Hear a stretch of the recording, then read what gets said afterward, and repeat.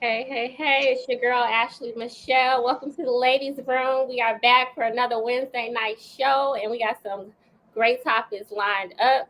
How y'all been? Great, Good, great. Yeah, good, really good. good. How you doing over there, Dalvin? You said Darwin, or you asked me? Devin. Yeah, how you Oh, doing? I'm doing great. Just reporting live from the truck. Oh, So okay.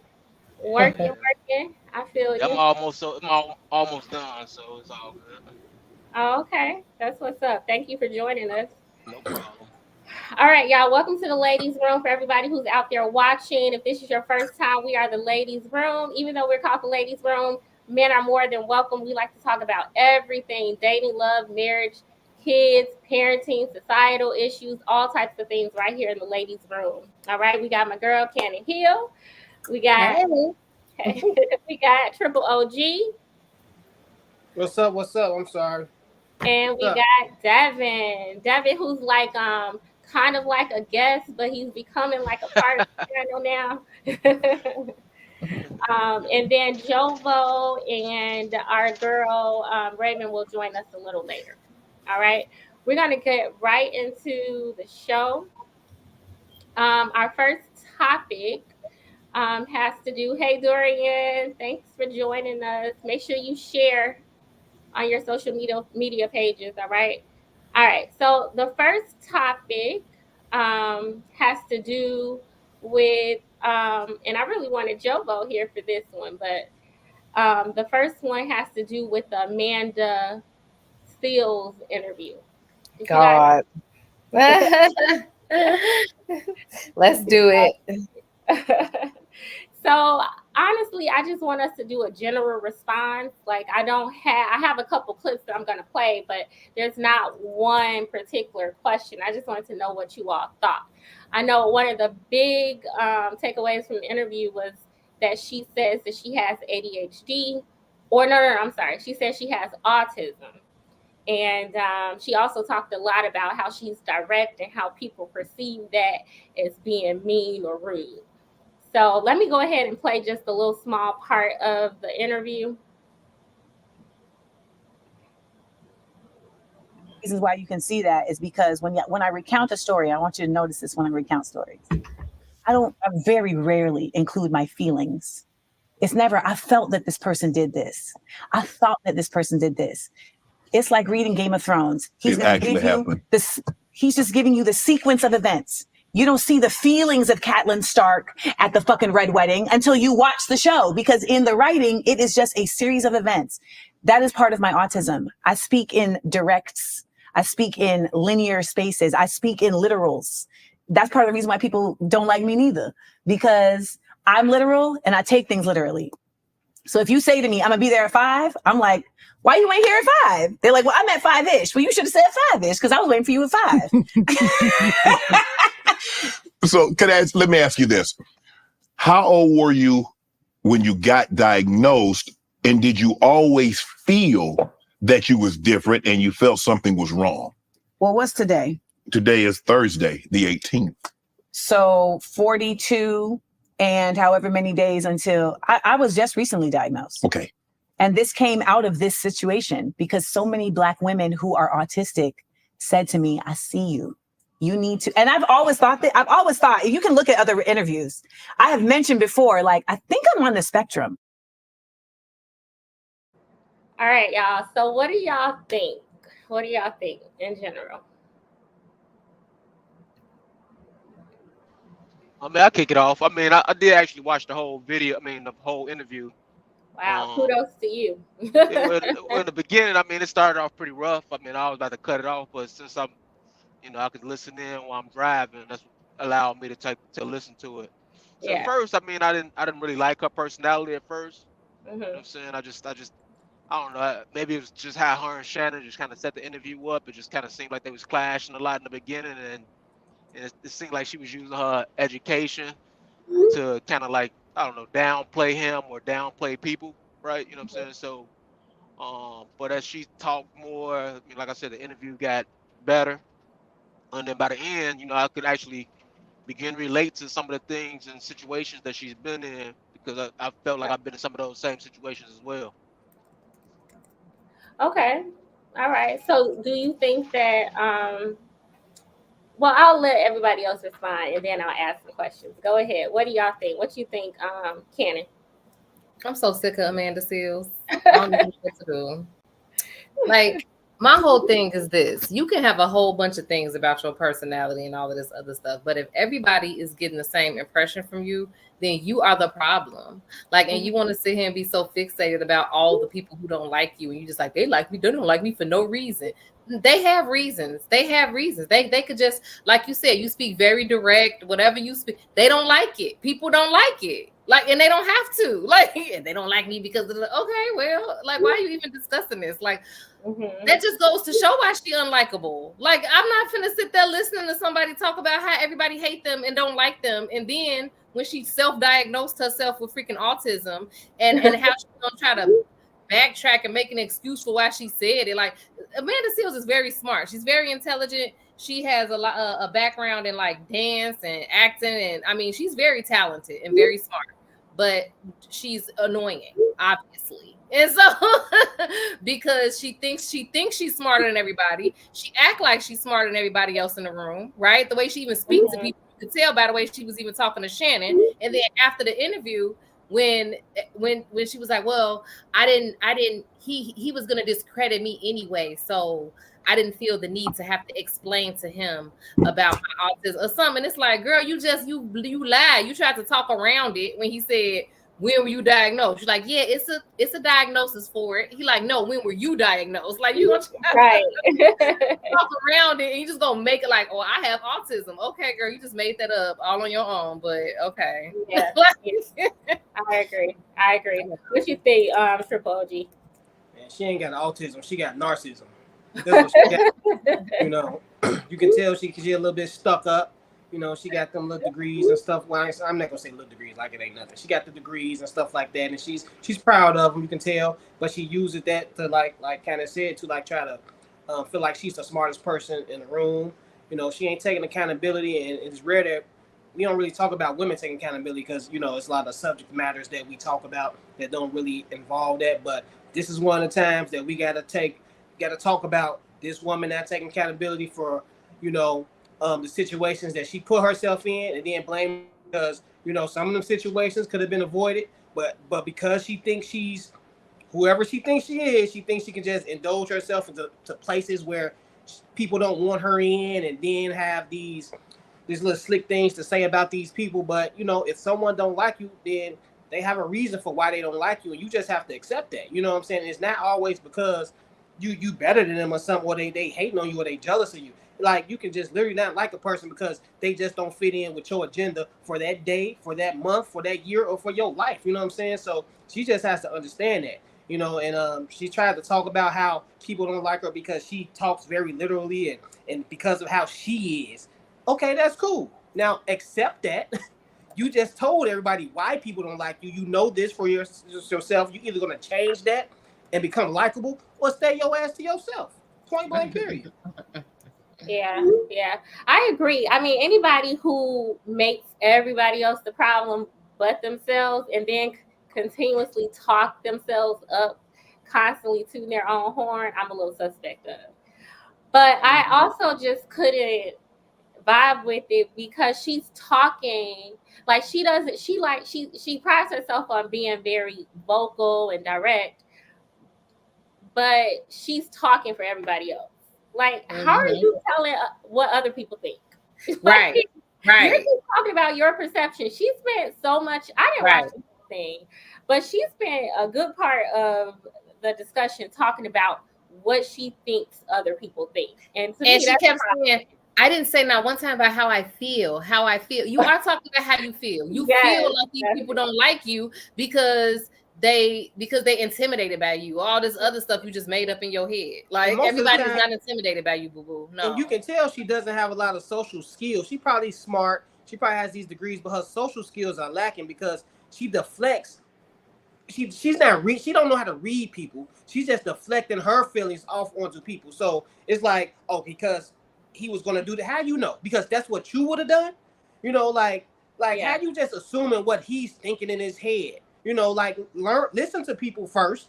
You know what I'm saying? Have these conversations to see if that's what they thinking. You know what I'm saying? But to just automatically assume what a person is thinking, you can just tell she's like very conceited and narcissistic. Like, you know, she really No, don't and care then about she was what. like, yeah, and she was talking about him, so she was like, because he was already discrediting me and all that stuff. But it's like, you asked to go on his show. You seen him interview other people. You know how he talks and how he interview. Why would you go on his show and then talk about his interview style? It doesn't make any sense. And then You I hate asked when to go on the show. He didn't ask you. You asked him. Yeah. I hate when people are combative and then they try to make you seem like you're combative, and when you're really not, like, and you like, Yeah, like, yeah, nah, I'm not trying to, and they steady insist that you like you're being combative because I'm trying to tell you I ain't even, and that's how Shannon was. He like, I ain't even trying to go there with you, like, and you steady Yeah. trying to That's, push it. You know what I'm saying? and Like, that was. I was gonna say, and that was kind of the main things that kind of like turned me off about the interview in the beginning. Like I said, it did get a little bit better yeah, as they got past all that stuff and they got past her. I guess like when she was living in Florida, childhood stuff, and then see the thing about most of this stuff, y'all be so much up on topics than I be, right? You know what I'm saying? I don't even know much about the young lady, and wanted to comment and be able to talk about it because I knew we was gonna be discussing it today. So I don't really know much about her outside of and what I'm she and I'm said just in the interview. Well, okay. With you breaking up a little bit oh, go ahead. or a lot, is Okay. it just me or y'all everybody? Just a little bit. Go ahead. Is he talking still or no? Devin, are you done? Oh, I think he was finished. Go I ahead. muted. I mute. Oh, I'm done. Devin. Okay. Yeah, I'm done. Okay. Go ahead, Triple G. I really had no. Oh, I thought you were I was just trying to hear what he was saying, but one thing I did take away from that, because I tried to put myself in Shannon's shoes. You know, he's a big black man. He's famous. You know what I'm saying? He's talking to a woman. So even when you engage in conversation with a woman, you try to be a little bit more respectful and watch what you say. And I don't even think she was getting that. You know what I'm saying? Because it was times for me, I would have just been like, hey, I would have probably checked her like very hard. You know what I'm saying? But he was still, still trying to be professional and try to take into consideration that you are a lady, and I'm not gonna go in on you like that. But to me, she was very disrespectful, and because I don't like when people try to downplay other people just because you feel like you so smart and you got these degrees and stuff like that. Because we all know degrees don't really mean nothing about how smart you are. You know what I'm saying? Because anybody can go and pass a test. how intelligent you are. You know what I'm saying? Yeah, intelligently smart you are, and I really didn't like how she was coming at him. You know what I'm saying? I just, that just really turned me off. I probably would just go against her just because now, just because of how she went at him. So I'm probably a little biased now against her, but I don't really care. And it was like from the very beginning. I was almost like, okay, did something happen before that we just don't know about? But she was on the defense, and I wonder if she was on the defense because she knew people were going to be critical. But it's like, or maybe she's still insecure, but it could just be because she knows she's full of it. But that's, you know how touchy feely Shannon is. It could just be that's the way she always act, and that's why don't nobody like her. Hey, they probably I think it's the way. I think it's the way how she act. I think that's who she is. She's just always on the defense, especially now that a lot of people seem like, I guess, she's been attacked or people criticizing her. She's things like that. She was already on the defensive, huh? Yeah. She came already on the defensive. Yeah. Go ahead. So I want to hear what Raven has to say, but I want to throw in another question real quick. Do you all think that at that point in the interview where Shannon was kind of like trying to get her to see a different perspective, do you all think that he was giving her some good advice? Let me play that part. I'll show you guys what part I'm talking about. Let me play that part. Here it is. Just continue. So I was that student. Like, I was the kid who was always raising my hand and just wasn't easily appeased by simply just someone being an authority. Right. And I love this because when she called my mom and said, I'd like to set a conference up because I have some complaints about Amanda. My mom said, well, that's interesting because Amanda has some complaints about you. And so they came to the meeting. It was my mom and Mr. Wright and Miss Cersei. It's all black people at Dr. Phillips High School in Orlando, Florida. And this lady sat there, and actually you and Mr. Wright had the same build. And Mr. Wright was like, all right, so we're here to discuss Amanda disrupting the class with her talking. And she was like, no, Amanda doesn't disrupt the class with her talking. She actually helps the other students out. He's like, oh, okay. So is it about her grades? And she's like, actually, no. One of her art pieces is featured in our exhibit at the library. And he's like, so what are we here for? And she's like, well, she corrects me in front of the class. And these three black people are like, here we go with this racist bullshit, because that's really what it is. We're in Florida in the 80s and the 90s. And But let me ask you this. Okay. Do you think she would have felt equally as offended if a white kid, because I'm assuming this teacher was white, right? Mm-hmm. If a white child would have corrected her, I think most teachers would feel some type of way if a child corrects them.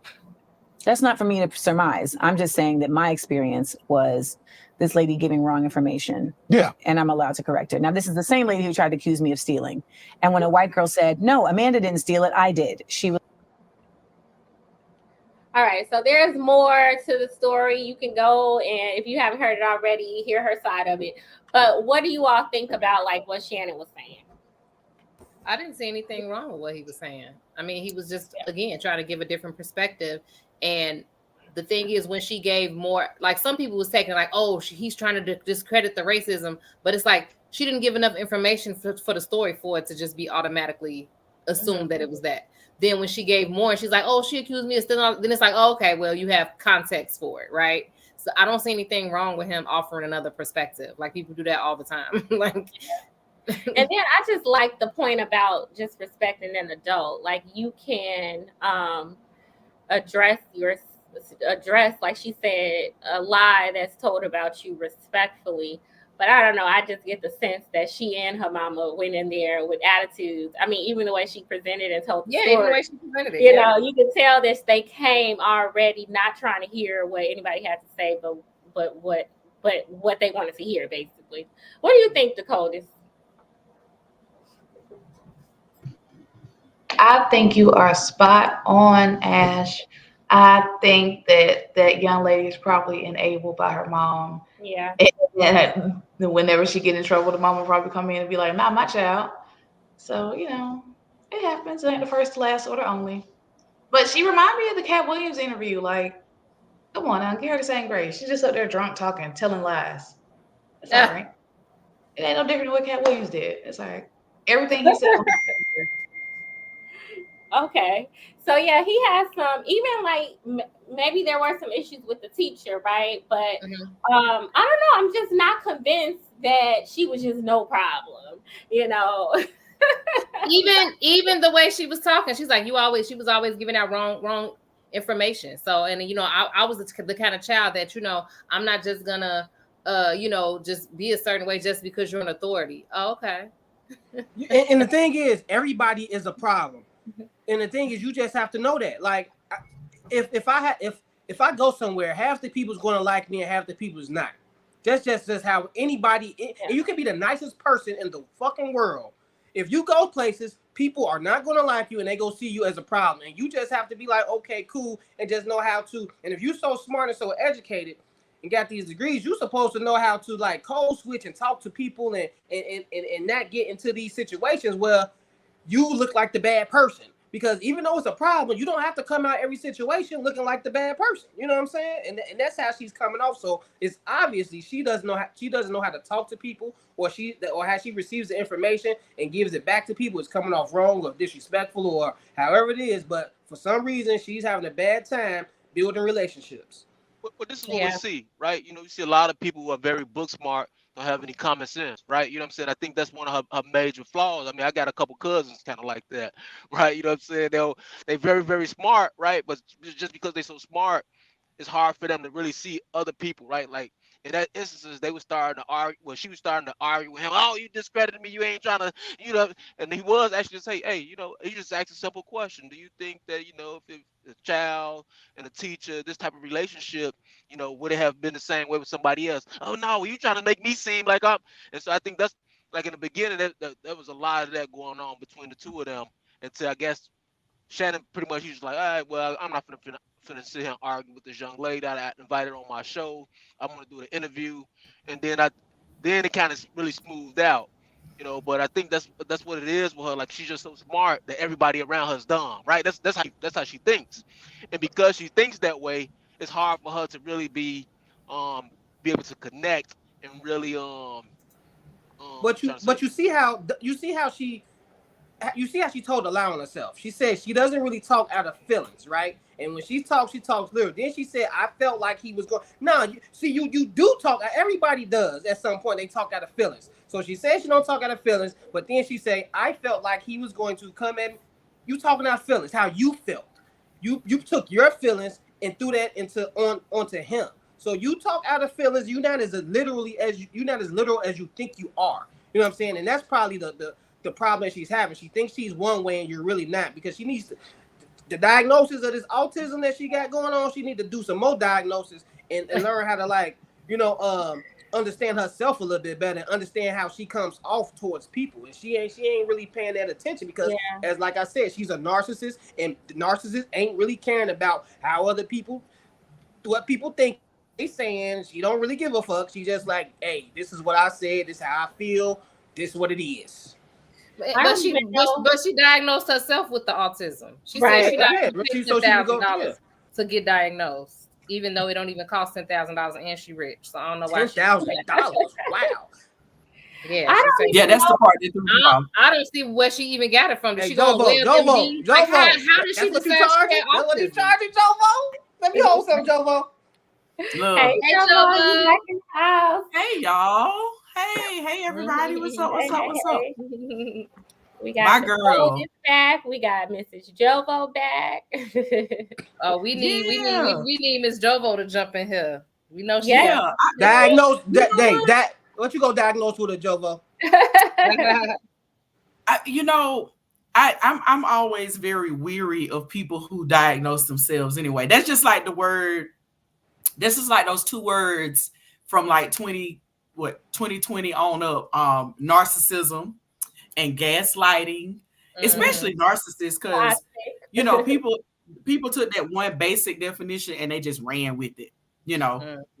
But as far as with Miss Amanda Seales, you know, after watching the show, I watched certain parts because it was like she was exhausting to watch. It was a lot. I had to like stop, watch, pause, stop, watch, pause. So a couple of things. One, I think she's getting ready to go on tour. And I think that something had to happen to say, hey, I'm going on tour. So that's one, which I'm not mad at her about that, because if Kat can get on there and do the interview he did and then drop the Netflix special, why can't Amanda go on the show and kind of do, you know, it's that's what we do. You know, she's an entertainer. I did have an issue with her self-diagnosing herself with autism because it's so many individuals who do their due diligence, and I just felt like the way that she said it was like almost like a joke to her, and I have a problem with that because she diagnosed herself with a whole bunch of stuff too. She wasn't even just autism. She was like, I got blah blah blah blah blah blah. I was like, dang girl. And for me, it was kind of the sense of entitlement. Like she kind of felt like, okay, I got all of this, so when this happened, then everybody got it's supposed to happen. Yep. Like she ain't got to earn nobody respect. She just supposed to just get it. Like, right. I got this. This how y'all need to treat me because I'm this. I'm this. No, you got to earn respect. You got to earn the right to talk to people how you think you should talk to them, and if they should even listen to your ass. I don't care what you got. I don't just have to listen to you. The thing that bothered me was that just the hiding behind big issues in society. Like autism and the misunderstanding of it and racism. And I'm not saying Yeah. she hasn't. I'm not saying she doesn't have autism. I don't know, you know, and I'm not saying she hasn't experienced racism and she didn't experience it in her school with the teacher that she talked about.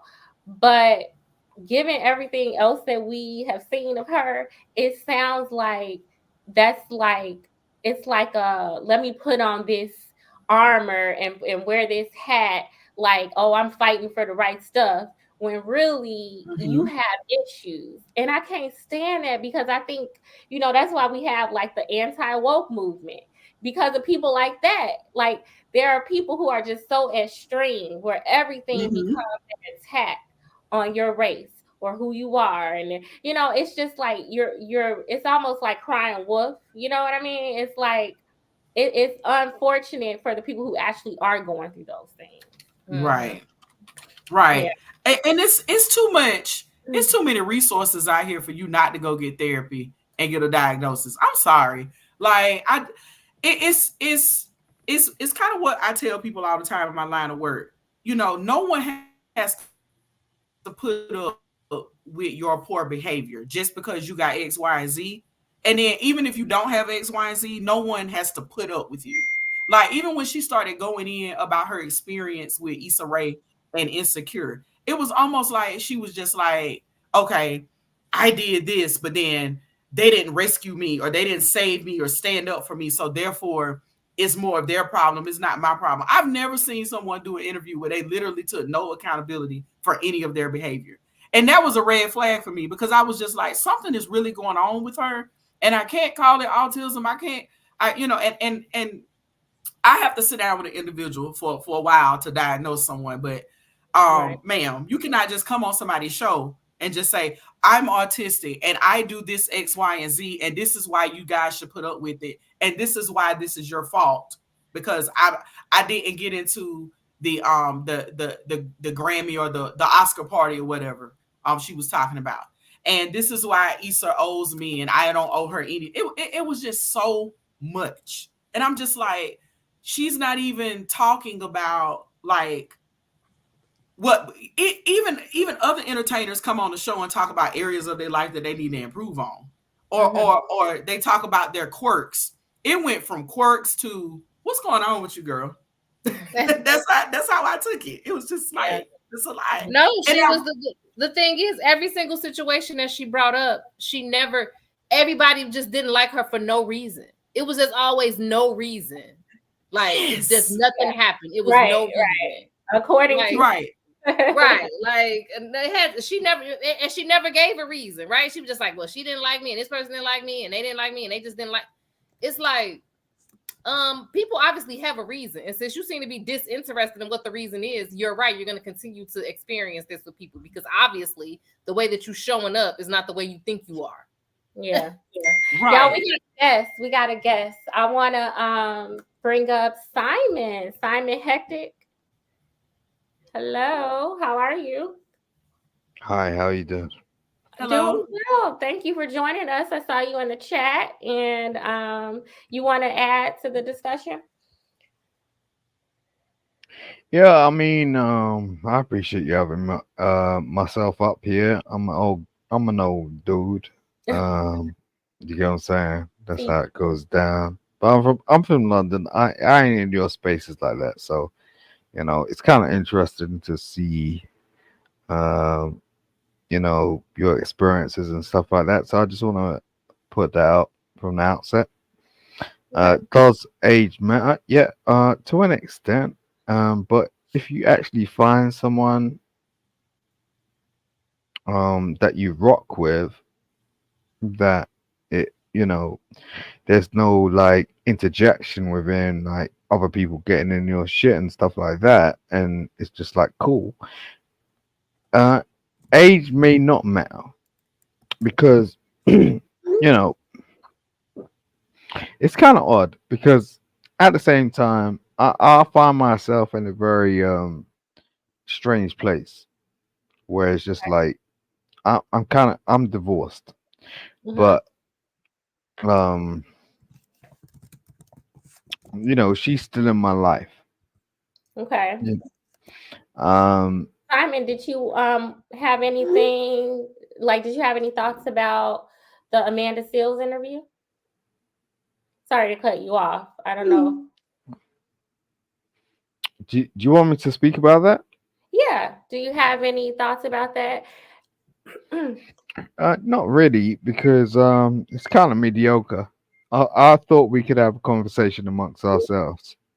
Okay, what is it? Well, we can't right now. Maybe if you tune in, we're going to talk about a couple other things. What is it that you're trying to talk about?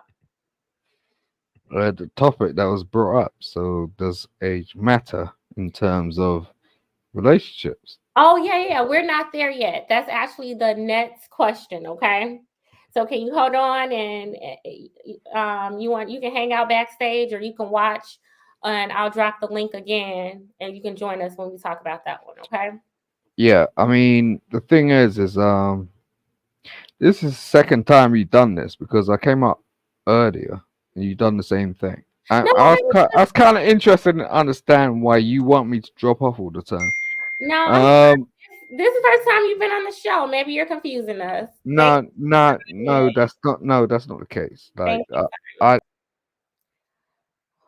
Okay. Yeah. Amanda boyfriend. They That both was went they both went interesting. they both went the same school. Yeah, I'm not sure. Maybe he's getting us confused. This is definitely the first time he's been on this show. I've never seen her. All right. So we'll go ahead and there was another little part of the interview that that I did want to bring up, but I think it's gonna open up a whole other can of worms. But there was that part about I don't want to stay on it too long, but maybe y'all can help me understand what she meant when she said this is what she said. I'm just gonna play it. Hold on. Here we go. I'm just gonna play it.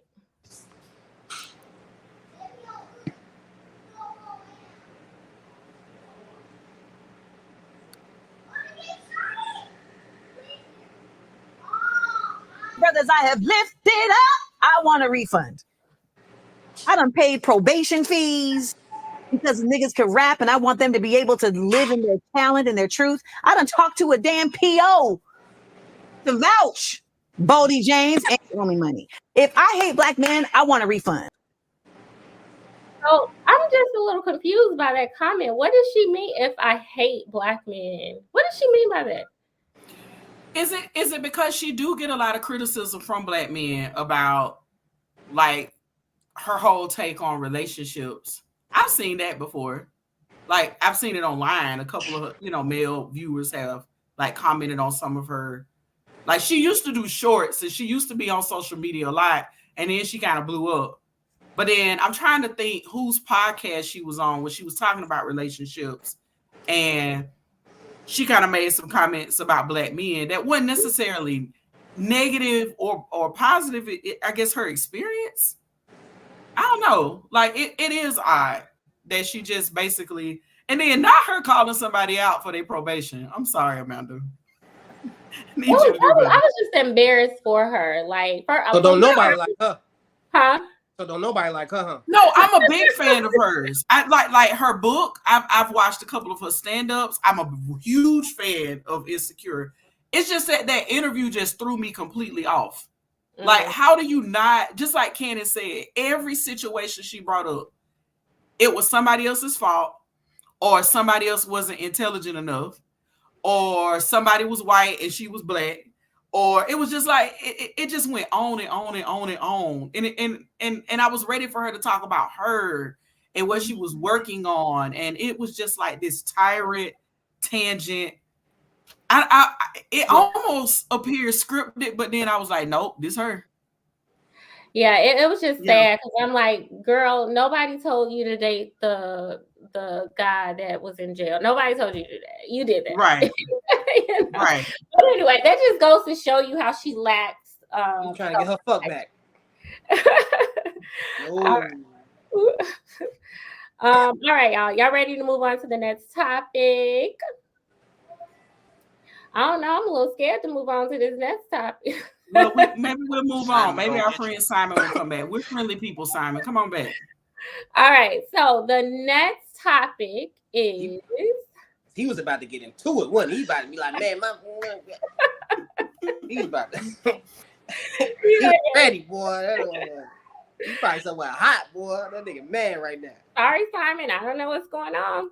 But does age matter in relationships? Does age matter in relationships? What do you all think?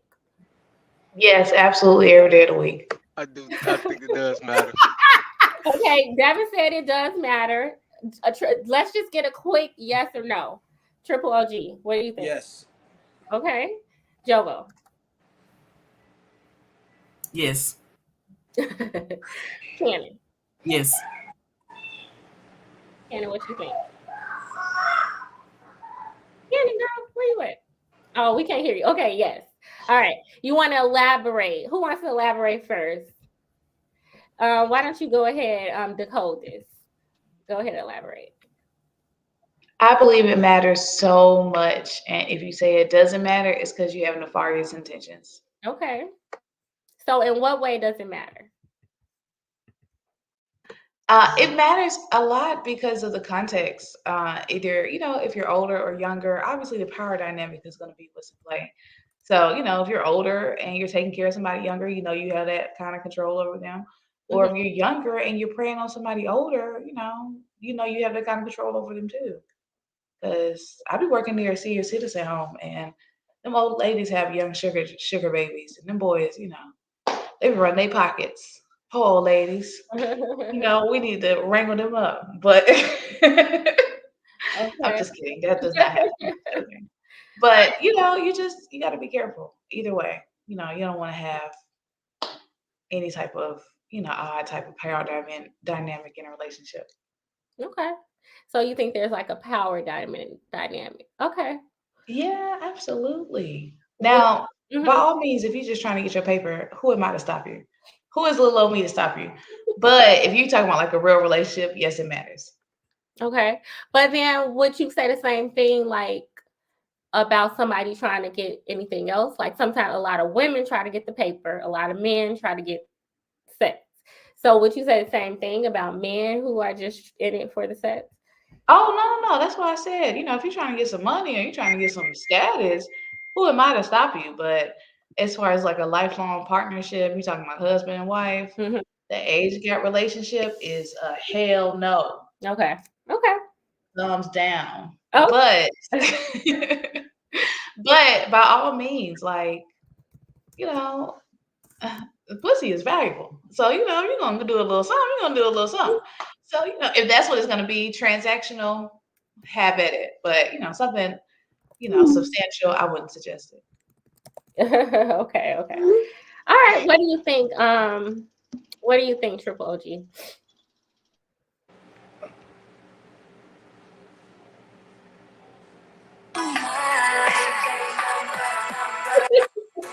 Yeah, y'all know. No. So why do you say? So, hell yeah, age matters. Matters. It matters because, and I mean, it depends on the age and the different they get the age gap and stuff like that, of course. But it just all depends on what age gap. What's the age difference that we? Because I think that matters first. Like if you start talking about 40-year-old and a 50-year-old, I don't really think it too much matters. But if you talking about like a 40-year-old and a 20-year-old, then yeah, it matters and stuff like that because this 20-year-old ain't really done nothing with their life. They just getting started, and they still trying to find themselves and they still trying to um, accomplish things.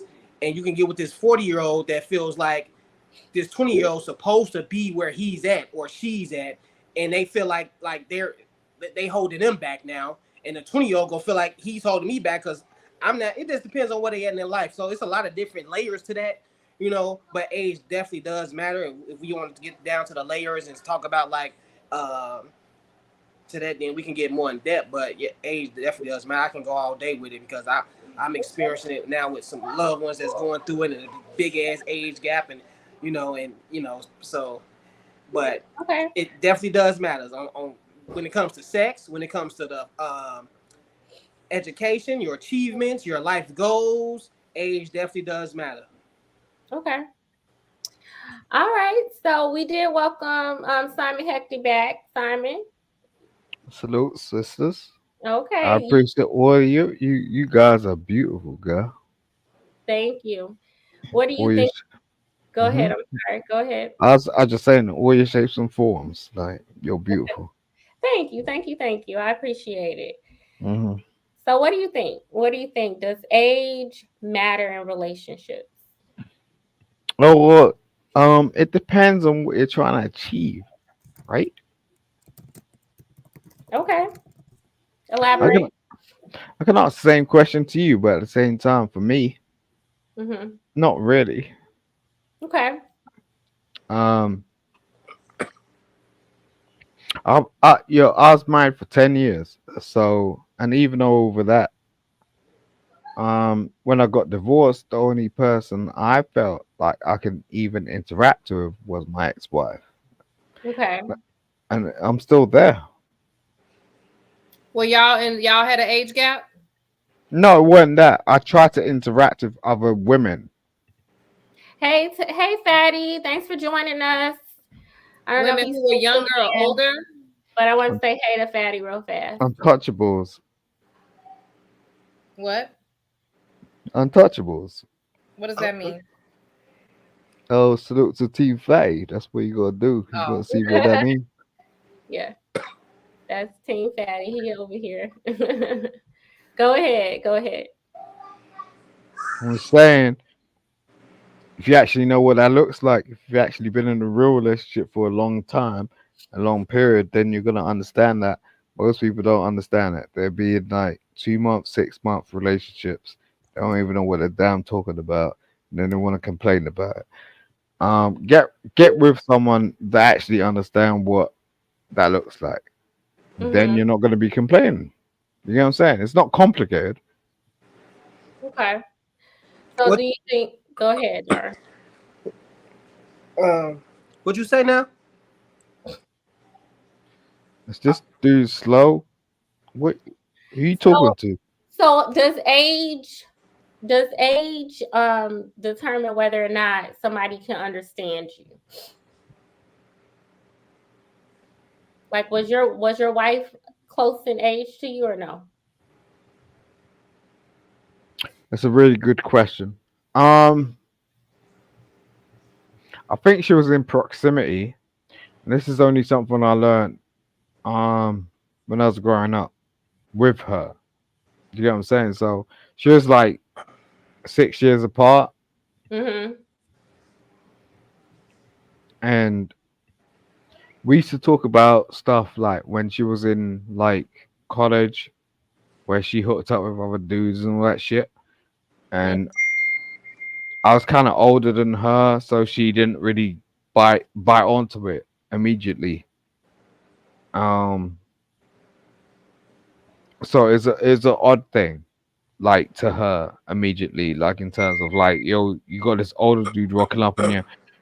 You get what I'm saying? And it was just like, all right, well, it worked out. Okay. All right. All right. Thank you, Simon. Thank you so much. How long have you been watching the show? How long ago? This your How first long? time watching the show? Are you asking me that for real? You know, I've been subscribed to you for a minute. Okay, Oh I don't. wow. Okay. I'm sorry. I'm sorry about that. Yeah, I yeah, I know. I knew you're in your business. I don't. I don't. I just don't like to play with you, man, because I know what you are. know. Okay. Thank you, Simon. Thanks for checking us out. Make My sure. my daughter looks like you. That's why I don't play with you. Oh, okay. Okay. Make sure you share. Okay. Yeah, that's happening. All right. Peace out. Okay. All right. Thank you. All right. Thanks for showing us some love. All right. Who All right, is so I do next? believe age matters. You know what I'm saying Yeah, in a go ahead. relationship. Simply because I mean, a 40, 50-year-old guy dating a 17 or 18-year-old girl, just because they say it's legal. I just can't really get with that type of connection, right? I think you know what Triple OG and the code is kind of touched upon is there's absolutely going to be some type of power um, reference there. Well, one is going to be controlling the other. In this situation, I mean, this older guy, he got way much experience than this younger individual, right? And Mhm. so he's going to use that experience to his advantage to to basically take advantage, right? I mean, he or she don't have no real experience to really base this type of relationship off of. They still a child, right? In my opinion. Now, Okay. when you think about someone where you got like a 40-year-old, 50-year-old, 30 or 40, I've even seen a 20 and a 40-year-old just don't match up because one person's gonna be looking for one thing and the other person's gonna be looking for another thing. Outside of the sex, I mean, what else is there to base this relationship off of? It can't Mm. be because we finna go, I don't know, take over the world together, right? You know what I'm saying? I can't see myself dating a young lady that's 20 years younger than me. I mean, not seriously. Like, I mean, maybe for a good time, but even still, I feel like a real creep. Okay. Now it's a difference between does it matter or can it work? I think Mhm. in some situations it can work. Mm-hmm. It's not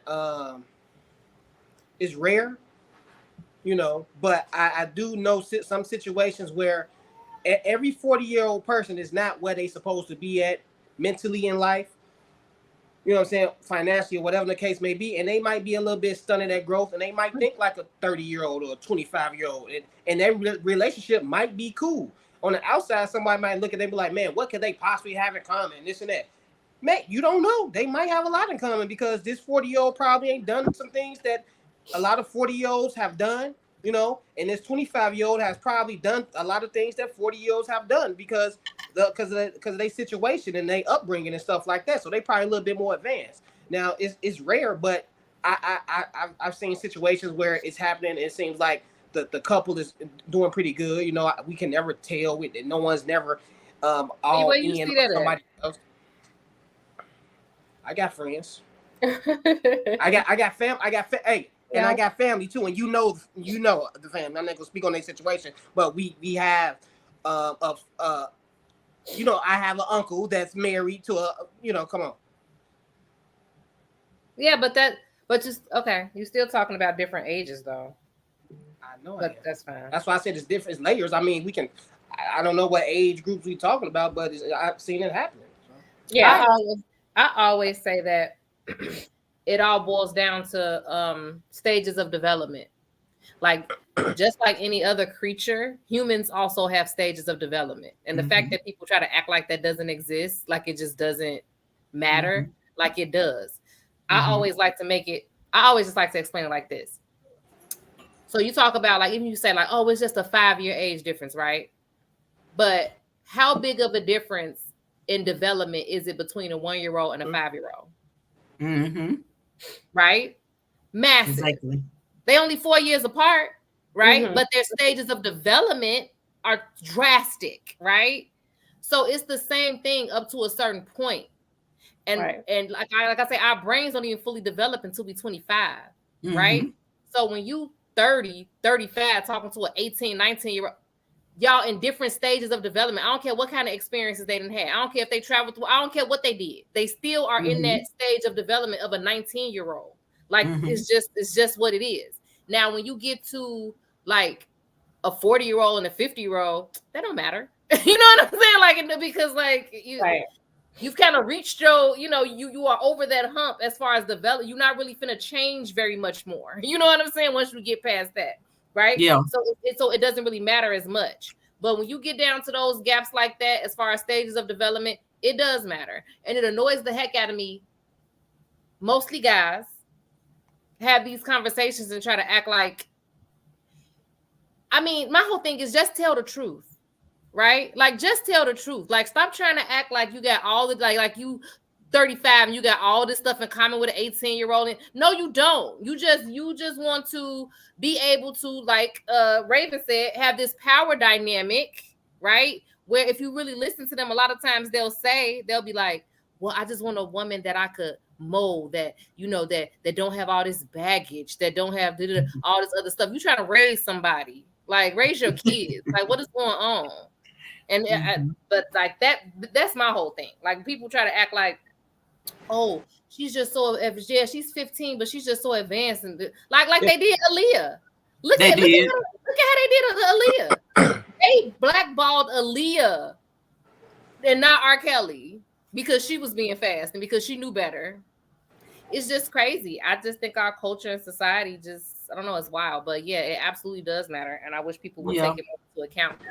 Yeah, I agree with it. Darwin said, like, age matters. That doesn't mean that the relationship can't work. It depends on the individual people, their mindsets, their maturity levels, what they're looking for. But it does matter. It definitely matters. Yeah. They say on average, the gap needs to be 10 years or less. That's why I say there's layers to it. So we can break down each layer and each age group, and then we can get down to like you say 15. Of course, a 15-year-old and a 23-year-old is like, that's, you know what I'm saying. But when we talking about like 25 and 35 or 40, maybe it could. I said it's rare. I didn't say it's just like, oh, go out. Every 40-year-old that's going out to 25-year-old, they doing it because they found something special about it. Nah, I understand that men go out after young women mostly because they like younger women. They like their bodies. They like to control them, and stuff like that. So I do know that, but you do have them rare times where it, and 40 and 25 is still pushing it. I say maybe 32, maybe 50. I was 18. I was 18 when I met my husband. He was almost 23. So that's 5.5, 6-year gap. It definitely matters. Okay, here I am. I'm fresh into college. This man, like 23 years old, got a job, got an apartment, and here I am. I ain't never paid a bill in my life. I'm just away from home at school. It definitely makes a difference. He even told me when we were dating, he was like, yeah, like, I know I ain't about to be the only person you date, right? Because you're young. Like, don't you want to explore your options? But see, this the problem I got with people too. People will, because I had to learn how to undo this in my mind. People will take their trauma and their life experience and call it maturity, when really all you've been doing is surviving. You're not yet learned how to live. And so a lot of these guys will get these girls, or like, how we grew up hearing it, these girls who've been grown, they developed physically fast, because that's what they did back in the day. And our people, hopefully we've done better and we've evolved, but they used to do that. Just like what she said about Aaliyah.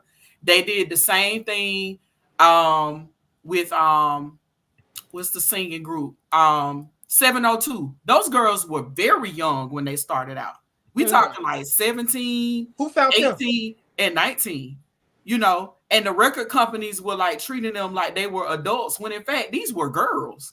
Aaliyah was a girl when this man was working with her. But no, it was she fast, So, and I know I got a little off base there, but I wanted to put that in there. But a lot of people would they think their life experience qualifies them for maturity, and that's not necessarily the case. You just went through this experience. It doesn't mean that developmental wise you are where you need to be. Yeah. So like me and my husband, we had to take it very slow when I first started, because I was young. I was very young. It's probably within the last, I say, 7-8 years where we kind of like, okay, I'm catching up to you, buddy. And now we right here. But I was young, so it does matter. It absolutely matters. And for people to be walking around thinking that it don't, you're sadly mistaken. And these I don't men even think that they believe that. They be lying. They do. Matter.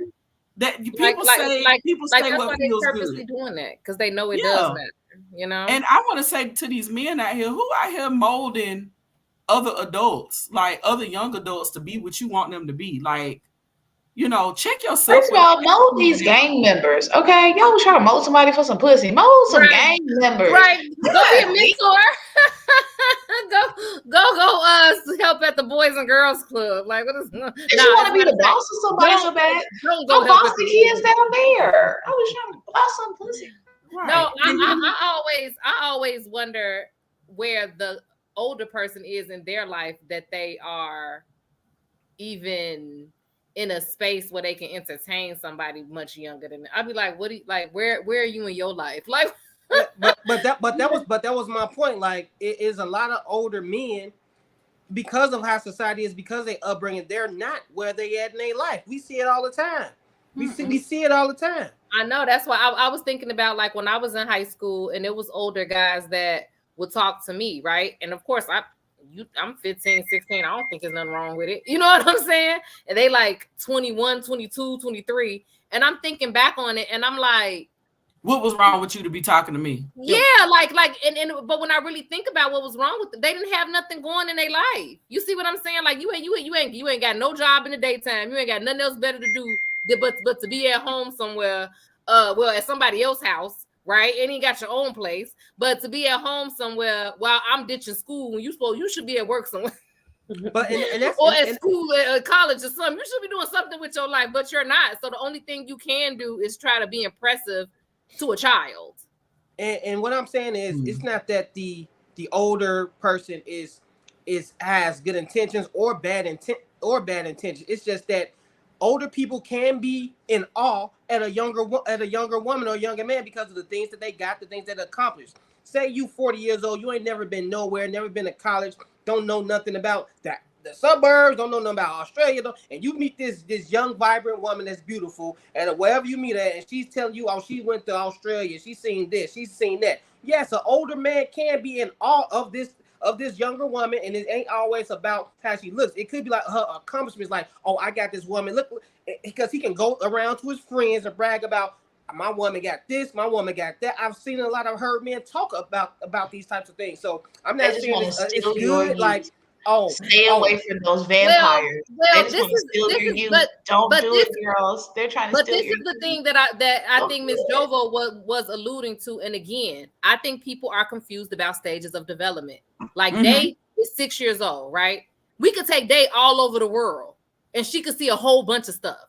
She is still not gonna be at the level of 6 years old. She's still 6. Like she'll have all those experiences, but it's gonna be through the lens of a 6-year-old. Like she's still gonna be 6. Like even though it's not gonna make her more, it's not gonna make her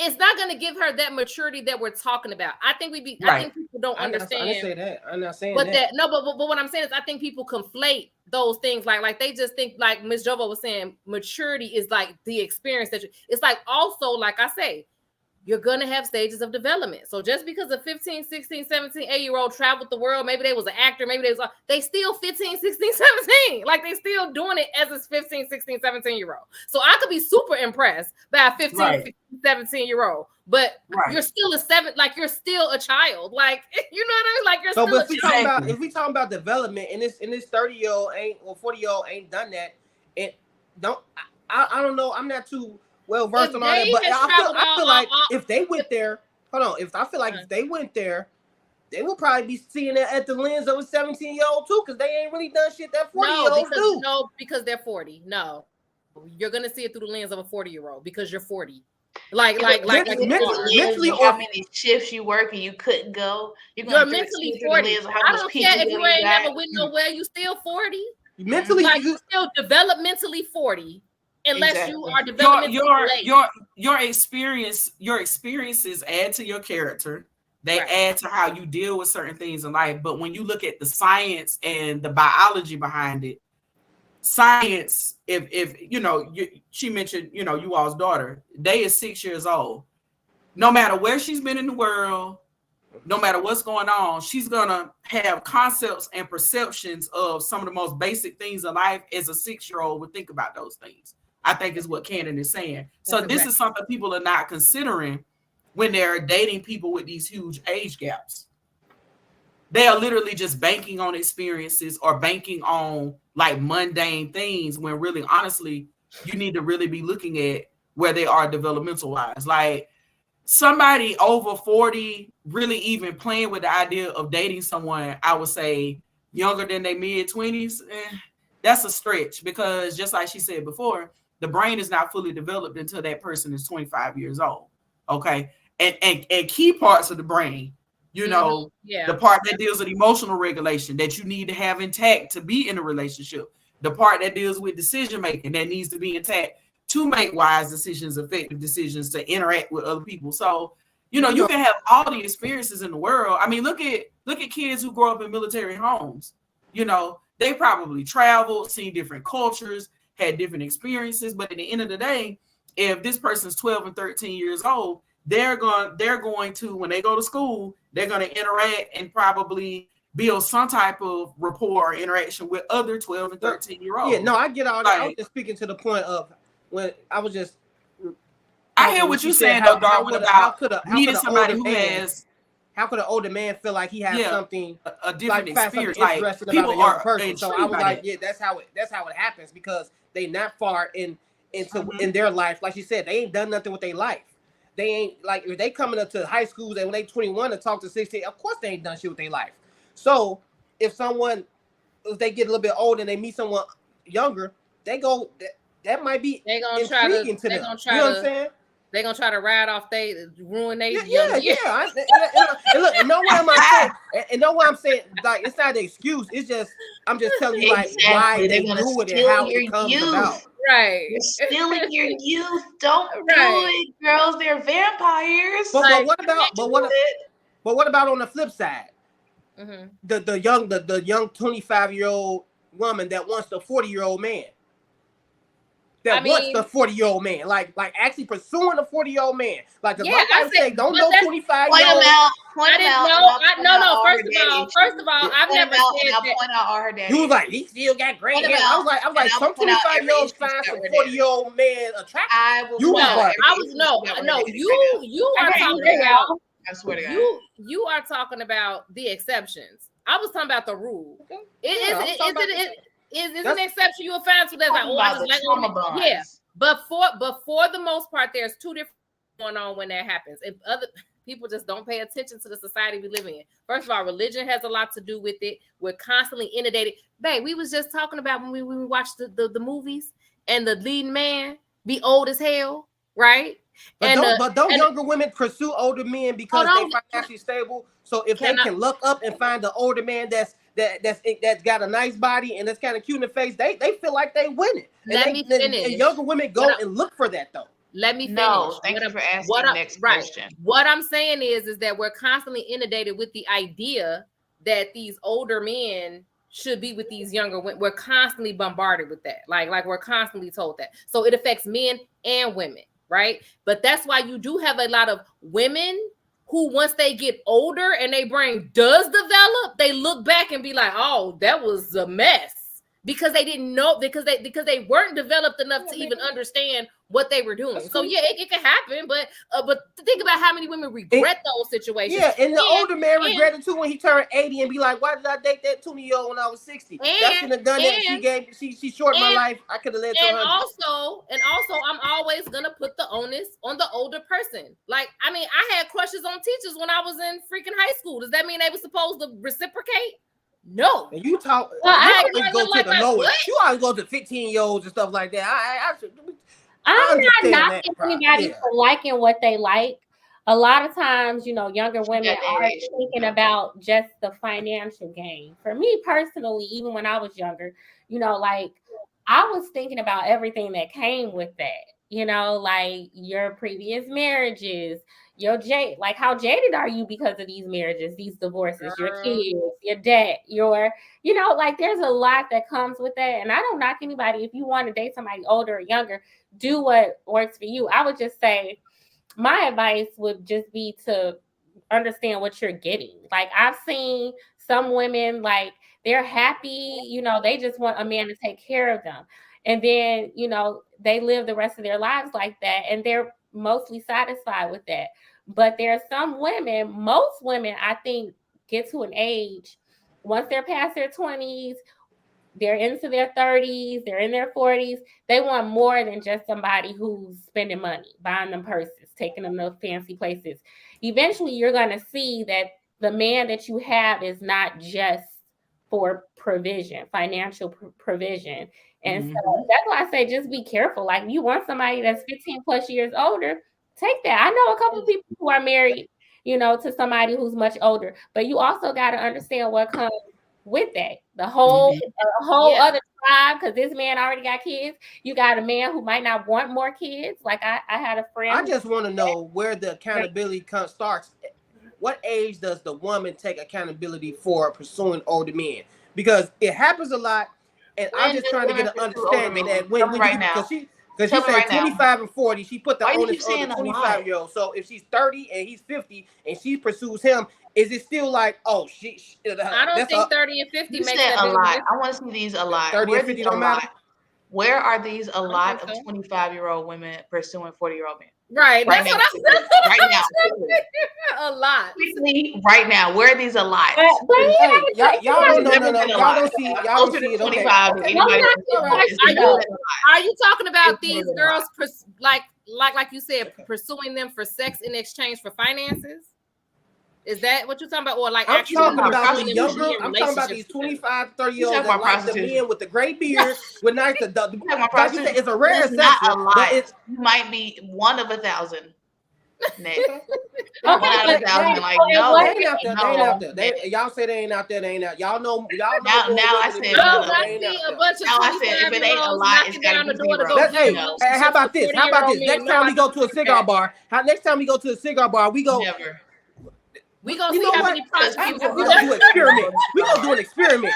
We gonna do an experiment. Next time we gonna see these older guys, these smooth older guys with these younger women, and we gonna ask the younger ones. Okay, so hold on. Let me. To be fair to Darwin. Yeah. One cigar bar. I have heard younger women make the comment, I need somebody who's older, more established, more mature, or whatever. And, when we unpack that, somebody who can, either, help me take care of me, or, we can build, all the stuff that people say. To be fair, I do hear women say that. I do hear them say that. They do. And that's what I was telling him. But that's because we are sold that lie. Just like we sold a lot of lies, right? So what I'm saying is if they like, I thought that when I was younger. You see what I'm saying? Like, oh, I need an old. Like, no, you don't. Like, I'm just talking about the physical part of it. Is women out here that like that physical part of that gray hair and the old, just like men, like cougars and milfs. And everybody has a preference. Yeah, there are women who prefer the old. What is the group online name? The Silver Fox. Zaddies. Some women do prefer that. Like, I'm a beard person. If y'all know that by going to my Facebook page. What women prefer their man decrepit? I'm a beard person. So I like the beard. It's the whole swagger. It's how they dress. It's the Kango hats. It's all of that shit that they like about old men. It's the whole. No, you keep trying to say I married an old man. Don't do that. I think there are a lot of women who like older men. I don't think that as many as Kevin Samuels got everybody thinking it is, though. Right. And I think the motivation is different. Like a lot, like one of our guests just said, women like the security and the. Yeah, pop that comment back up because I wanted to talk about it. But I think that that's such a simplistic way. I agree with him. It's a lie. Older men like younger women for fertility, but it's just so it's like they're living in a box, because think about it. Older men usually already have kids. It's either this or that with them because they don't want to address their part of it. I'm gonna go back to what Kenan was starting to say too. Y'all got to understand something too. A lot of times when you go back into I'll say back to when my great grandma was younger, she was born in 1900, so she got married at 1919. She got married at 19 years old, and during those times. When you got of a certain age, it was all about marrying you off and you starting your own family. A lot of people did that for she even told me She was like, all these kids in the house. Her dad was like, all these kids in the house, you need to go on somewhere. Marry somebody who can take care of you.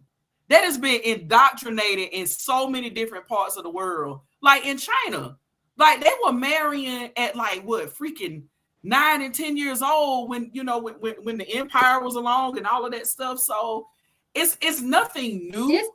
But we got to consider marry at 12 years old in some states here with parents. Exactly. The law is still on the books. The law Oklahoma, is still right? on the books.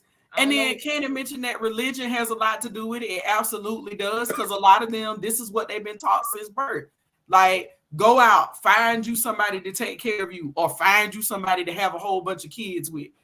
So I think we got to consider, though, since we're a little bit more advanced, we're a little bit more educated, and like the elders say, when you know better, do better. You cannot have this conversation without considering maturity and development. At the end of the day, it's going to come down to all of that. A couple of things I want to touch back on. I mean, first off, I know we talking about maturity, right? So we got to realize that exposure does lead to maturity, right? I mean, if you're exposed to different things in your life, you're actually going to be a little bit more like Darwin was saying. Like, I mean, some of these it can guys, influence it. Huh? It provides an influence. I will say that. I mean, it definitely, put your game up a little bit if you know a little bit more versus someone who doesn't. I mean, I know you were just touching on like, people do marry older or marry younger for particular reasons, whether it be financial stability for one person, or whether it be just because they want to have someone younger around. They don't want to older. I mean, I hear a lot of older guys, that say, "Hey, I don't want to marry nobody my age. I'm 60. Yeah. I don't want Yeah. and women say somebody that's gonna be young and vibrant, and it's going, right. And then women say that too. So I mean, I guess when we asking this question of does age matter? I'm thinking about it from the standpoint of how big is this gap and what maturity level or is each individual on, right? You know what I mean? Because like we already said, 20 and a 30-year-old that probably can work. I'm saying a 20 and a 40-year-old that probably can work too. However, when I think about a 50-year-old and an 18-year-old, I just can't really see no way in hell how that can work. I mean, to me, I just can't see it. So, and I see how it's kind of like the ratio is kind of messed up with men wanting to be with younger women and how that can happen. That's all I'm saying, because when women are being raised, right? Say for instance, you raising your daughter. And this is mostly for back in the day, right? When they was having all these kids, and the oldest daughter was taking care of a lot of the kids, so she was cooking, cleaning, nurturing, doing all this shit, right? So when she turned about 25, yes, this 40-year-old will like her because she's doing all the shit an older woman is doing, because this mother has prepared her since she was like 9 years old to do this shit. So it's for a necessity. No, I understand that this man wants this woman because of necessity to take care of him. I understand that. Like, oh, she know how to cook and clean for me and take care of me. But most men think like that. What can a woman do for me? So when you getting these younger women ready, and when you getting these younger women cooking and cleaning and changing your kids' diapers, and now they in full money mode. Yeah, men, like most men, because they out of necessity and they marry for necessity, they don't mind going after that 25-year-old, because guess what? She's doing everything that he wants her to do. She cooking, she cleaning, she know how to take care of kids. He don't care about that mental space that she in. Yeah. I'm just saying, I understand why. True. That's true. A lot of men, like they a lot of times they don't really.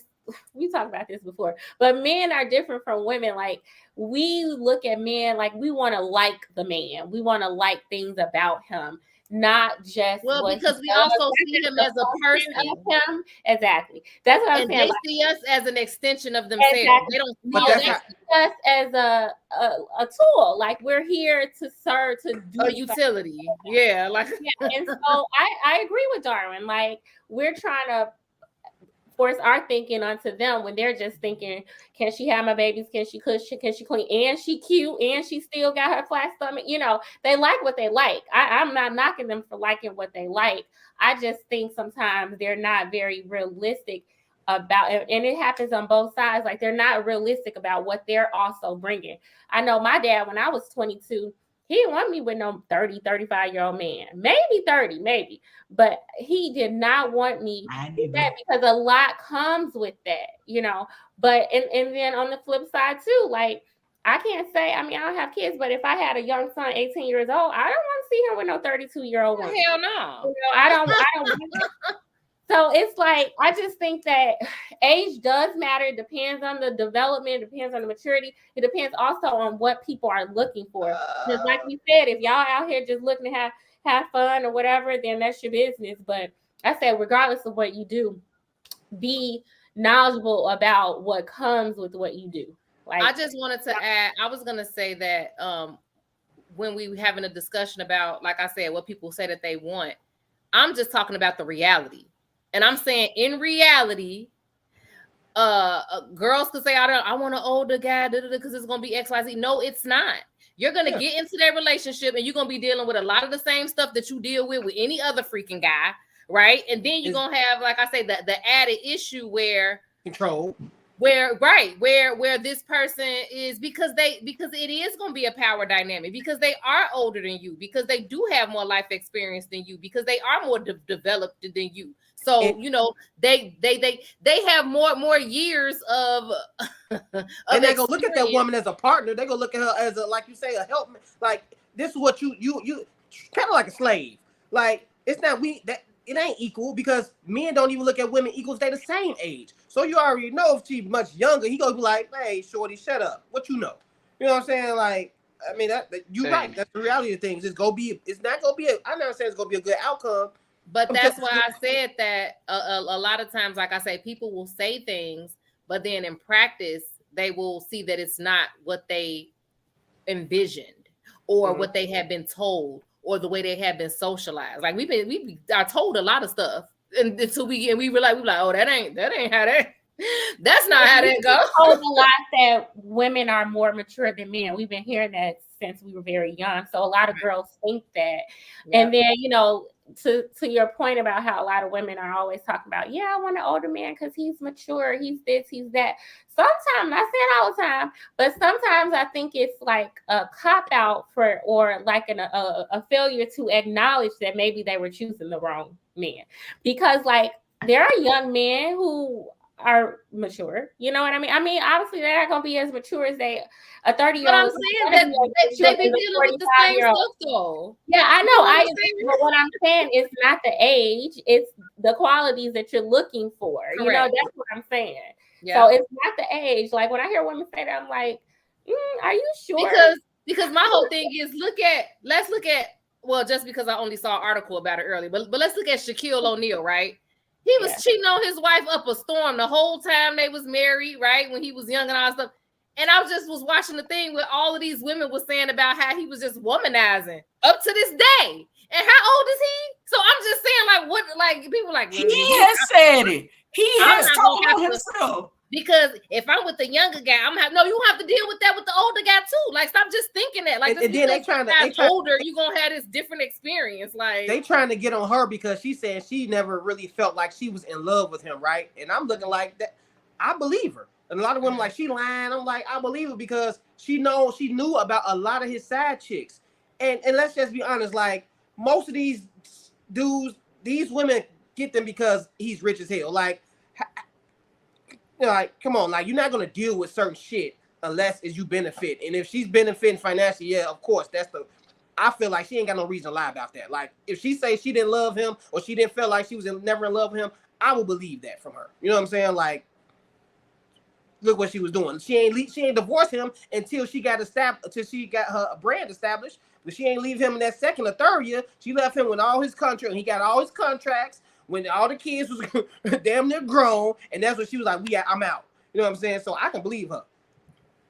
Okay.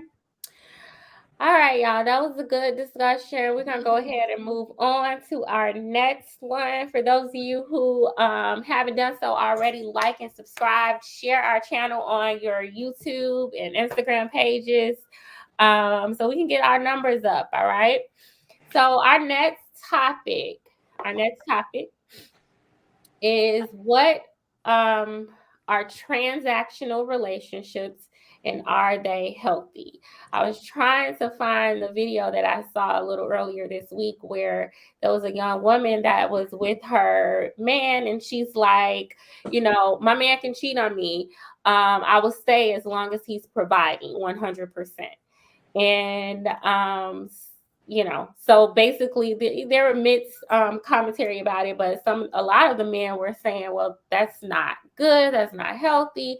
And then of course there were some men who were like, well, yeah, that's how it should be. Remember, cheating it's not cheating, it's what is it, exercising options. Like, there are men who have that frame of mind. So her idea is, well, he's getting what he wants, I get what I want. So is that like a transactional relationship? Are all relationships transactional? And are they healthy? What do you all think?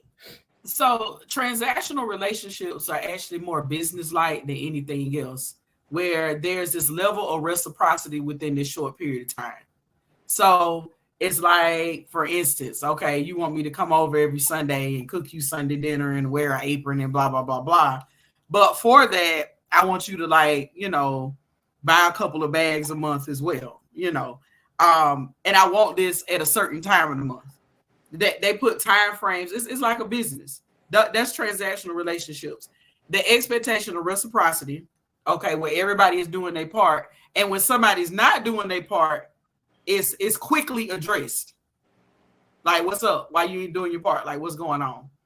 I don't think it's what people think it is. Just like, you see all these terms on the internet about all these different types of relationships, and people take that one reel that they've seen on TikTok or that one definition they've seen, and then they just run with it. No, it's layers to this. Okay. Like if you work a job, you kind of in a transactional relationship. You in a business-like relationship. You go to work, you do your job, you're paid accordingly every 2 weeks. Okay. If you don't get paid on payday, you're going to say something. Okay. So I'm just saying. So to me, when people say transactional, that's what I'm thinking about. There's this level of reciprocity where you scratch my back on Mondays, I scratch your back on Sundays, and when you stop scratching my back on Mondays, I'm gonna stop scratching your back on Sundays, and then I'm gonna address it. Mm-hmm. That's transactional to me.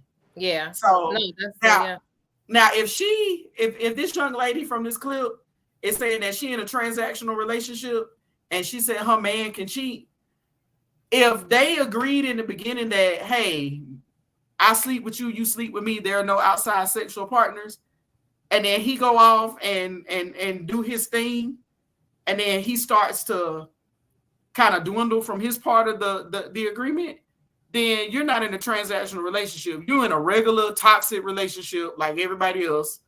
And because I think sometimes people use these terms to minimize the toxicity that's going on in the relationships that they got with these folks. Yeah. Like some of these girls walking around here forcing themselves to say, oh, well, my man can cheat. Man. Yeah. No, I totally agree with you because what is the transaction? Like, that's what I was getting to. Exactly. You know what I mean? Like exactly. Like exactly. Like she gets provided for, and then you get from her what?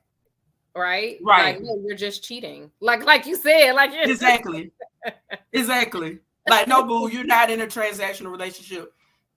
You sleeping with somebody who's sleeping with somebody else. That's what you're doing. That's it. Period. Point blank. And if he's not, and then with everything else, when you put a definition to something, there has to be a level of integrity. And the word that people don't use with integrity enough is the word consistency. Yep.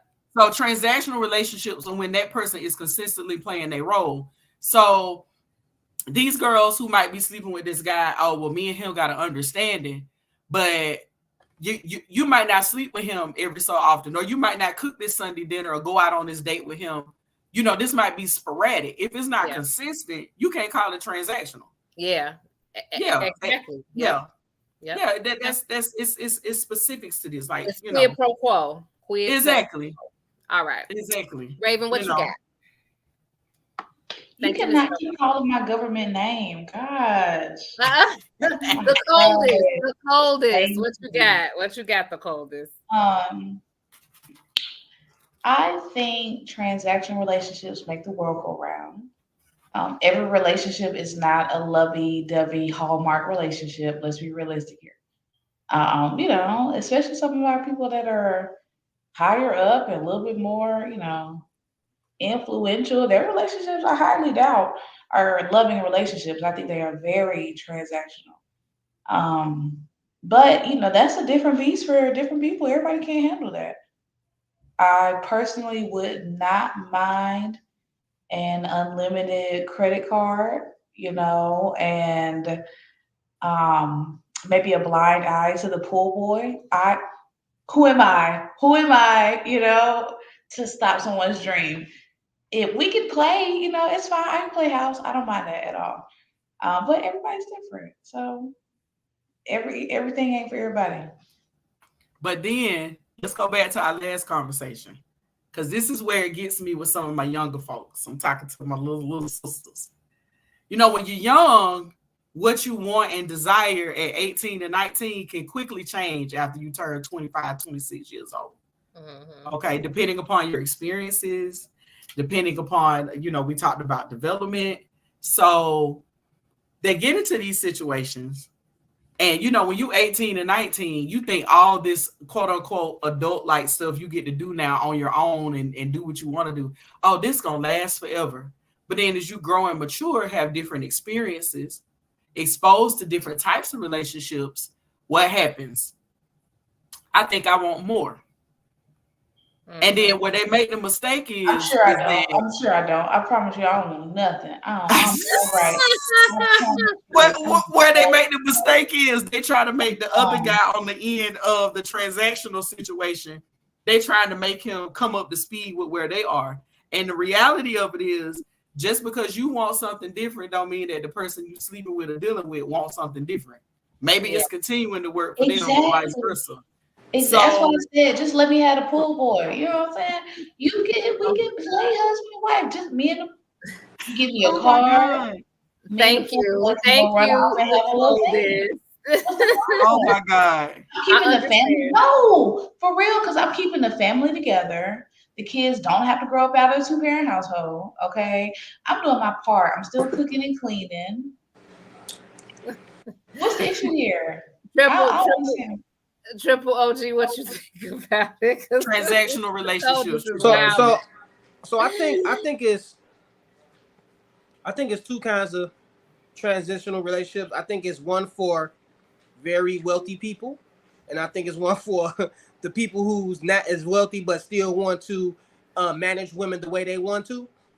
So those people, they just really buying pussy, really. You know what I'm saying?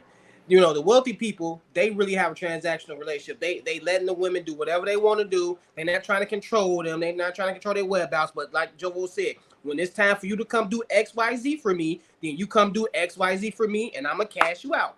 No, I'm not asking you where you was at, who you been doing, what you know what I'm saying? None of that. That's transactional.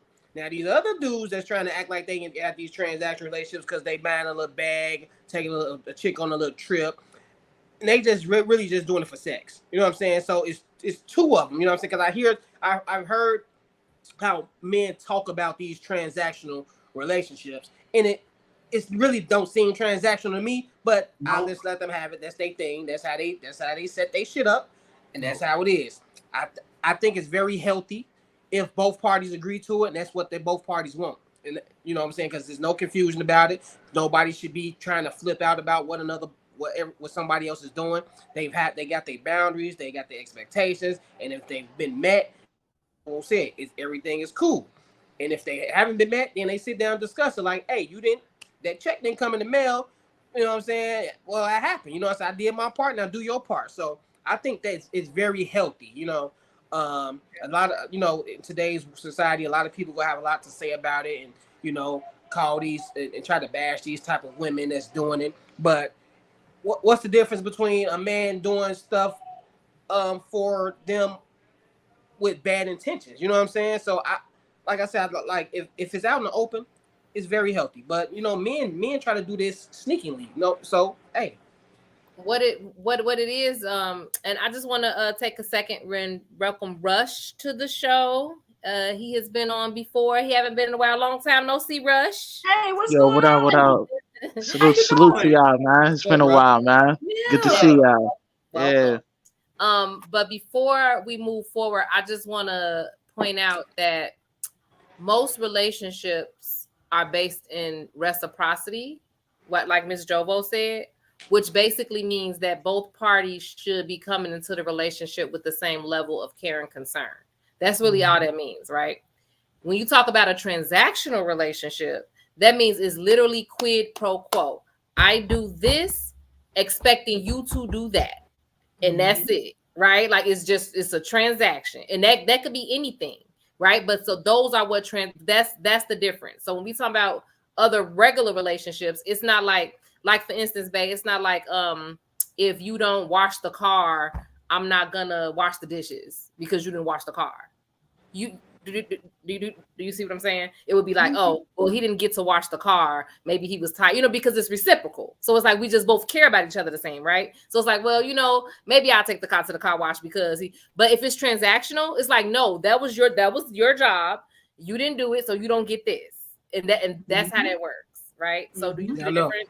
Okay. No, I'm telling you about the bootleg version about what these dudes, just like the bootleg version of the 50-50 relationship that these dudes bootleg. This is the Yeah. that was the bootleg version of how these dudes try to bootleg this transactional relationship shit. So that's what I was telling you. Like, yeah, it's two versions of it. It's always Okay. two versions of everything when you Yeah. look at it. Like, because one people have a way of thinking, and then you have another person got a way of thinking, or they might both think the same, but they just don't have the means to do the same shit. So they gonna have the bootleg version of it. So that's Yeah. because Okay. and most of the time it's the bootleg version that's talked about, and it's just not sustainable. Yeah. I don't know the the rich people that's got these type of transaction relationships. I've heard about it online and stuff like that. And like Zion Williams, he had a transactional relationship with old girl until she got, I guess, enough feelings because he had some other shit going on. But I feel like those are transaction relationships that most of these dudes want, but they can't sustain it because it costs too much money for one, and average man don't have that much money to be just put $100,000 in a woman's bank account every goddamn month, and she fly out 2 or 3 times during the season and break me off. So that's not happening like that. So all these men that's talking about these transaction relationships, nah, you're not talking about like that. You talking about like, yeah, I took you out to dinner and I paid $100 for your dinner. Now I want sex. That's how they talking about it. That's the ones that's like, that's what's really happening. All I'm gonna say is this, man. Everything that seemed good come to an end after a while, right? You know what I'm saying? Even in these transactional relationships, if it is quid pro quo, I mean, who to say sooner or later that person gonna get tired of the situation and go find them another one, right? I Oh, mean, yeah. I can go ahead and switch it up. Ain't no real commitment there. All we doing is just hanging out at this point, right? You know what I'm saying? I'm giving you something for something, you giving me something for something. That's that. So, I mean, what was the question? Are they healthy? I mean, I think they're Yeah. healthy as long as they working, right? But once it stop working, sooner or later somebody gonna get fired. But once it start working, it really don't matter because you go your separate way, I go my separate way. But that's what I'm saying. But that's how it's gonna end up working. Because sooner or later somebody gonna be like, damn. Actually, you know what? I'd rather swap this one out for a newer one. I think that's what a transactional is because it's like a job. Like, okay, like people get fired, people get laid off, people seek new employment. So transactional relationship, this woman might find somebody else who got more money and be like, I ain't got to deal with you. I'm gonna go get hired by this dude. He got way more money and he's willing to give me this. So it's not like it shouldn't be no feelings involved. Like, oh, I hate you. I'm about to like, no, good doing business with you. I no longer want these things from you. I'm gonna go here and do it. That's like the transactional relationship because transactional, just like a job. Like, hey, I don't want you working with me no more. Then you're gonna go and find another job, right? So I think these women, just gonna go, or these men, because I'm pretty sure men have transactional relationship with these older sugar mamas too. So I mean, but that's what's happening. Like, so I don't think even when it ends, I don't think it's not healthy. I think it's just like my time of employment with you is over with, and I'm about to go and seek, another sugar daddy or whatever the case may be, and I'm pretty sure he's going to be like, okay, cool, because and he gonna go and buy him another chick, you know what I'm saying, and she go. So I mean, Okay. I think it's gonna work out for both parties. Okay. Rush, what do you think? There's many categories when it comes to transactional relationship. And I'm just gonna make this the focal point. You got a trick and a sucker, right? The trick, he may have disposable income to, I guess, have a sugar baby and do what he does with that, you know, young lady or whatever. Then you got the sucker where he leaves with his wallet, woos the female, and pretty much finance, a certain lifestyle for her in order to have a decent relationship with the female. But as soon as that money dries up, she's gonna exercise hypergamy to the max and move on to a better option. I mean, Yeah. And you know what? He bring up a good point because I think the other mistake people made, and and and, and it kind of alludes to what Darwin was saying too. Like even in, this is just one type of relationship, but we got to remember there are basics that you have to do in every relationship. So you got to communicate and you got to set boundaries, right? And I think that where some people are mistaken is that they think they in a transactional relationship, but then when everything goes south, it's going south because you all are not even doing the basics that's required for relationships, period. I will say that I know someone that was in a situation like this, that they ended up getting married, and I'm not at all suggesting that this is how you reach that level. But what I constantly heard from the female in the relationship was there's constant communication on where are we? Are we still at the transactional, because they both did not desire long-term relationships. They just kind of, is one of those situations where, I'm here, you're here, we're in the same place. Why don't we be in the same place together? You scratch my back, I scratch yours type situation. And then they got closer. But as they were getting closer, there were boundaries being set along the way. And I think with any relationship, transactional or not, a lot of times they go south because people don't set healthy boundaries and they don't communicate on, okay, what is it going to be like right now with us? Or, you move, so how this work? Or, okay, you got a kid with this person, how is it going to work now? Because, like old girl said in the video clip, oh, he can go and do X, Y, and Z. So that Ashley was referring to. So it's like, I'm not saying, because people like to label stuff good or bad. You just have to ask yourself on a personal level, is this effective or ineffective for me? Is this effective or ineffective? But I would just say, if you don't know how to maintain any relationship in your life, transactional relationships are not for you. Like, I think some people turn that way. Like, maybe they were married once upon a time and they're like, okay, now I'm only going to deal with people on this way. You still got to have the basics on how to deal with another person. You can't run away from that. Got to communicate. Yeah. Got to learn how to communicate with others. Yeah, you got to. Yeah, we gotta factor in this too, like with this crazy economy that's going on. Like a lot of people will link up just for survival mode. Like, the average income can't really live alone by themselves due to the fact that, they're not getting they're not receiving a certain income where they could survive on their own like that. And I mean, so people will link up and just, cop a house together or an apartment. You know what I mean? I'm glad you said, tell all these other ninjas out here. I mean, now see, that's more so what the situation I was talking about with the person I know, like what you just said, Rush. Like, that's kind of how they were just like helping each other out. And then they were doing what they were doing. And then, when you break it down at the end of the day, she was just like, man, tired of these bills. So, to each their own.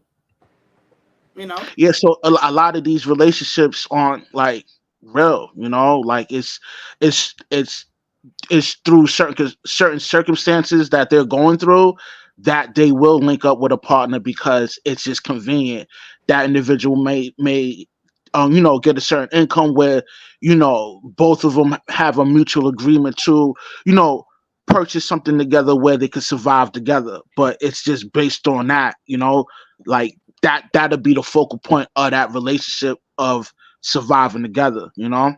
So Mhm. But if they're like if you know, there's a saying, you know, a dude is only loyal to a female on the certain options that he has in life.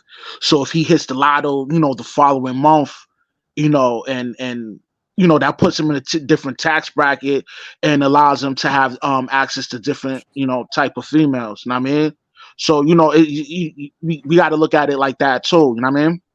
Miss Jovo, Mhm. so without I don't know how much you can elaborate, but the relationship was were they what were they able to see other people? I think like in the very beginning, but then I think it was just like one of these situations where finances was like the focal point. Kind of Because like what Rush was saying, like finances were the focal point, but then sex played a part in it too. so it seemed like to me that's like an open relationship. How I'm understanding it. Like okay, we got Well, get this they house can be together. open and transactional, right? I mean, because you're in a Yo, relationship and you with can I each other, interject real quick? y'all helping each other out. You supposed to, if we together, whatever type of relationship we in, whether we just friends, even we ain't even having sex, these bills need to be paid. Hey, bro, these bills need to be paid. So what you got on it? What I Mm. got on it. This what you got on it. You know what I'm saying? So I, I guess I guess it's not the same. I don't know. What were you Transactional, gonna say, open. Rush? Yeah, I was about to say that. Damn, I lost my train of thought. But what I was about to say is that um, let me see, like how can like I don't know, man. It's just like you know, like it is what it is, you know. People, okay.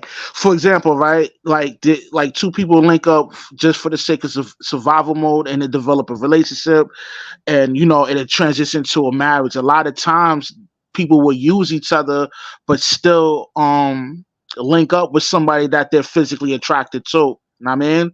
So for example, if a dude, you know, somehow, you know, convince a female to be with him because of his money, 9 times out of 10, there's another dude in the mix that's, you know, plowing it down. You know what I mean? And that's just the reality.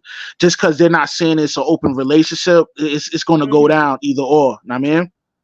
I mean, I'm not gonna disagree with that. I think that in 2024, anything is possible when it comes to people interacting with each other.